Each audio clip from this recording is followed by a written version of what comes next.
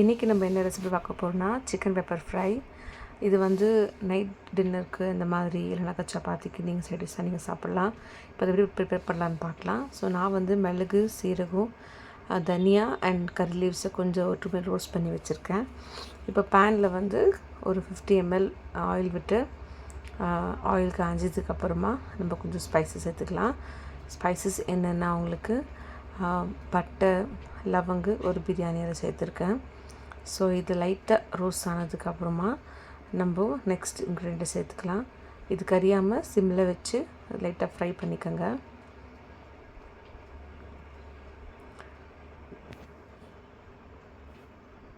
Fry பண்ணிவிட்டு அது கூட வந்து பச்சை மிளகாய், ஸோ பச்சை மிளகாயும் சேர்த்து ஃப்ரை பண்ணிக்கோங்க. கொஞ்சம் பச்சை மிளகாய் நல்லா பொரிஞ்சு வந்ததுக்கப்புறமா நான் ஒரு வந்து பெரிய சைஸில் 1, சின்ன சைஸ் இருந்தாக்கா 2 ஆனியனை கட் பண்ணி இதில் போட்டுக்கலாம். நான் வந்து பெரிய சைஸில் ஒரு ஆனியன் எடுத்திருக்கேன். ஸோ அதை சாப் பண்ணி இது கூட போட்டுக்கிறேன். ஸோ இது லைட்டாக கொஞ்சம் வதங்குற வரைக்கும் இதுக்கு நல்லா ஃப்ரை பண்ணிக்கலாம். லைட் ப்ரௌனிஷ் கலராக வர வரைக்கும் நல்லா ஃப்ரை பண்ணிக்கோங்க. ஸோ ஃப்ரைக்கு எப்போவுமே இந்த மாதிரி கொஞ்சம் ரஃப்பாக அரைஞ்சி போட்டால் ரெசிபி நல்லாயிருக்கும். ஸோ அதனால் கொஞ்சம் நான் மீடியம் சைஸாக தான் அரைஞ்சிருக்கேன், ரொம்ப ஃபைனாக அரையில். ஸோ நீங்கள் இந்த மாதிரி அரைச்சி போட்டுக்கோங்க. கொஞ்சம் நல்லா அது ஃப்ரை பண்ணிக்கலாம். அதுக்கப்புறம் நான் வந்து இந்த டிஷ் கூட நான் வந்து இஞ்சி பூண்டு பேஸ்ட் வந்து ஒரு 1 ஸ்பூன் சேர்த்துக்கிறேன். இஞ்சி பூண்டு பேஸ்ட் சேர்த்ததுக்கப்புறமா நல்லா இதை மிக்ஸ் பண்ணிக்கலாம். இந்த பச்சை வாசனை போகிற வரைக்கும் இஞ்சி பூண்டு பேஸ்ட் போடுறதும் அந்த லைட்டாக வெடிக்கும். ஸோ அது லைட்டாக அது மீடியம் ஃப்ளேமில் வச்சு நம்ம ஃப்ரை பண்ணி எடுத்துகிட்டு நான் ஒரு டொமேட்டோ கட் பண்ணி வச்சுருக்கேன். ஒரு டொமேட்டோவும் ஒரு மீடியம் சைஸ் கேப்சிகம் போட்டுக்கிறேன். ஸோ இது ரெண்டும் கூட வதங்குறதுக்கு கொஞ்சம் கூட நான் கொஞ்சம் உப்பு சேர்த்துக்கிறேன். உப்பு சேர்த்துட்டு இது கொஞ்சம் வதங்கிக்கிட்டோம். மஞ்சள்தூள் சேர்த்துக்கிறேன். ஒரு 1/4 ஸ்பூன் மஞ்சள்தூள், ஒரு 1/4 ஸ்பூன் உப்புத்தூள் சேர்த்துக்கிறேன். இது தக்காளி வதங்க மட்டும் தான் நான் இந்த உப்பு சேர்த்துக்கிறேன். அதுக்கப்புறம் சிக்கன் போட்டதுக்கப்புறம் நம்ம மிச்சம் இருக்கிற உப்பு சேர்த்துக்கலாம். ஸோ இது நல்லா ஃப்ரை பண்ணிக்கலாம். ஸோ பாருங்கள், தக்காளி வதங்கிச்சு. தக்காளி வதங்குது. நான் வந்து இன்றைக்கி 1/2 கிலோ சிக்கன் எடுத்திருக்கேன். ஒரு 4-5 பேருக்கு ஆகிற மாதிரி ஒரு 1/2 கிலோ சிக்கன் எடுத்திருக்கேன். ஸோ அந்த சிக்கனை நல்லா வாஷ் பண்ணி இது கூட சேர்த்துக்கிறேன்.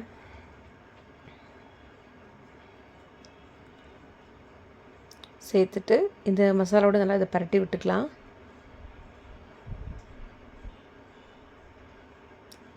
மசாலாவோட நல்லா பரட்டியாச்சு. ஸோ இப்போ வந்து நான் ஃபஸ்ட்டு காட்டின அந்த மசாலாஸ் எல்லாம் கொஞ்சம் நான் குறைப்பாக அரைச்சிருக்கிறேன். தனியா, பெப்பர் அண்ட் சீரகம், அப்புறம் கருவேப்பிலை. இது கொஞ்சம் ரொம்ப ஃபைனாக இல்லாமல் கொஞ்சம் ரஃப்பாக அரைச்சி நான் இது கூட ஒரு 2 ஸ்பூன் சேர்த்துக்கிறேன். ஸோ இப்போ மிச்சம் இருக்கிற நம்ம ஃபஸ்ட்டு போட்டதுக்கும் இப்போ உப்பு டேஸ்ட் பார்த்துட்டு கொஞ்சம் உப்பு சேர்த்துக்கலாம். உப்பு சேர்த்துட்டு இது நல்லா மிக்ஸ் பண்ணி விட்டுக்கலாம். ஸோ இது புரிய வேண்டிய அவசியம் இல்லை, ஏன்னா நம்ம ஆல்ரெடி ரோஸ்ட் பண்ணி தான் போட்டிருக்கோம். ஸோ அதனால் நான் சிக்கன் சேர்த்ததுக்கப்புறம் சேர்த்தேன். ஸோ இது கொஞ்சோண்டு வேகிறதுக்கு ஒரு 1/4 கிளாஸ் தண்ணி ஊற்றிக்கிறேன். அது கூடவே வந்து நான் ஆஃப் பாயில் பண்ணி வச்சுருக்க பொட்டேட்டோ இருக்குது. பொட்டேட்டோ வந்து வேகிறதுக்கு இந்த மாதிரி ரோஸ்ட்டில் ரொம்ப நேரம் ஆகும். ஸோ அதனால் நான் ஒரே ஒரு விசில் விட்டு உருளைக்கிழங்கு வந்து வேக வச்சுருக்கிறேன் ஒரு ஆஃப் பாயிலாக. ஸோ அப்போ தான் சிக்கனும் பொட்டேட்டோவும் ப்ராப்பராக வெந்து வரும். நம்ம சிக்கன் வேக வச்சுட்டதுக்கப்புறமா பொட்டேட்டோ போட்டோம்னாக்கா ரொம்ப நேரம் எடுத்துக்கும், அப்புறம் சிக்கன் வந்து ரப்பரி ஆகிடும். அதனால் நான் இதை போட்டு கொஞ்சம் நேரம் மூடி வச்சு வேக வச்சுக்கிறேன். ஒரு 2 to 3 மினிட்ஸ் விட்ட பின்னிக்கு தண்ணி இன்னும் கொஞ்சம் விடும். நம்ம ஊற்றுற தண்ணி கூட சேர்ந்து சிக்கனும் கொஞ்சம் ஸ்டாக் வரும். ஸோ அது கூட இன்னும் வாட்டி பரட்டி விட்டுட்டு மறுபடியும் மீடியம் ஃப்ளேமில் வச்சு ஒரு 5 to 6 மினிட்ஸ் வேக வச்சுக்கலாம். சிக்கன் வந்து 10 மினிட்ஸ் 8 மினிட்ஸ் நல்லா மீடியம் ஃப்ளேமில் வச்சாலே வெந்துடும். நான் சிக்கன் பீசஸ் ரொம்ப சின்னதாக போட்டிருக்கேன். ஸோ அதனால் ஒரு 10 மினிட்ஸ் போதும் நம்ம சிக்கன் வேகிறதுக்கு. ஸோ கொஞ்ச நேரம் மூடி விட்டுட்டு அந்த சிக்கனோட அந்த பொட்டேட்டோலாம் பரட்டி விட்டதுக்கப்புறமா அது கூட வெந்து வரதுக்காக நம்ம க்ளோஸ் பண்ணி மூடி வேக வச்சுக்கலாம். இப்போது ஒரு 10 to 12 மினிட்ஸ் ஆனதுக்கப்புறம் சிக்கன் வெந்திருக்கான்னு பார்க்கலாம். ஸோ நம்ம போட்ட கேப்சிகம் சிக்கன்லாம் நல்லா வெந்து வந்திருக்கு, நல்லா மசாலா பிடிச்சிருக்கு. ஸோ இப்போ வந்து இதுக்கு மேலே கொஞ்சோண்டு கொத்தமல்லியும் கருவேப்பிலும் கட் பண்ணி சேர்த்துக்கிறேன்.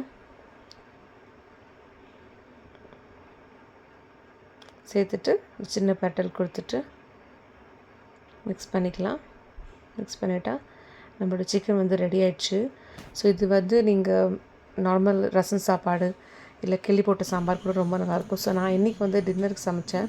ஸோ சாம்பார் சாப்பாடு கூட இந்த சிக்கன் பெப்பர் ஃப்ரை செஞ்சுருக்கேன். நீங்களும் இது மாதிரி வீட்டில் செஞ்சு பாருங்கள்.